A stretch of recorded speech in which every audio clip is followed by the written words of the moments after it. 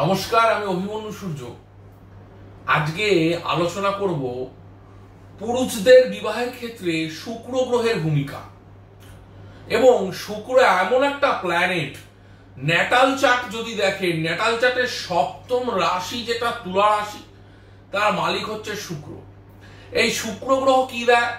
শুক্র গ্রহ দেয় সুখ, সেক্সুয়াল সুখ, ম্যারেজ লাইফের সুখ, দাম্পত্যের সুখ, লাক্সারি লাইফ, ভোগ, বিলাসিতা, জনপ্রিয়তা, পপুলারিটি। এবং শুক্র এমন একটা প্ল্যানেট যা হচ্ছে মানুষকে আকর্ষণের কেন্দ্রবিন্দু করে তোলে। এই শুক্র গ্রহ বিশেষত পুরুষদের জীবনে, বিবাহিত জীবনে প্রচন্ড পরিমাণে ভূমিকা রাখে। যে পুরুষের জন্মছকে শুক্র গ্রহ বলশালী, অর্থাৎ হয় তুঙ্গস্থ, নয় মিত্রক্ষেত্রস্থ, নয় স্বক্ষেত্রস্থ, মূলত্রিকোণস্থ, অথবা শুক্র মিত্র গ্রহের সাথে শুভ যোগ করে বসে রয়েছে, সেই সব ভাবে শুক্র গ্রহ কিন্তু শুভ ফল দেয়। শুক্র যদি শুভ থাকে তাহলে যে কোনো পুরুষ তার জীবনে নারীর দ্বারা আকর্ষিত হয়, তারা মহিলাদের ভালোবাসা পায়, মহিলাদের কাছে পছন্দের পাত্র হয়ে ওঠে। এটা কিন্তু শুক্রের প্রভাব।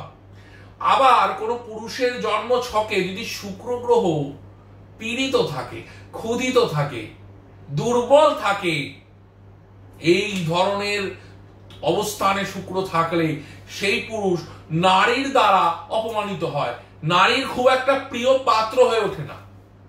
তাহলে আলোচনা যত এগোচ্ছে আপনারা নিশ্চয়ই বুঝতে পারছেন যে শুক্র গ্রহটা কতটা ইম্পর্টেন্ট এই পছন্দ করার ক্ষেত্রে। শুক্র হচ্ছে গ্ল্যামার, শুক্রের মধ্যে আছে রসবোধ। শুক্র একটা জীবনকে তাড়িয়ে তাড়িয়ে উপভোগ করতে চায়, তাই শুক্র হচ্ছে সুখেরও কারক গ্রহ।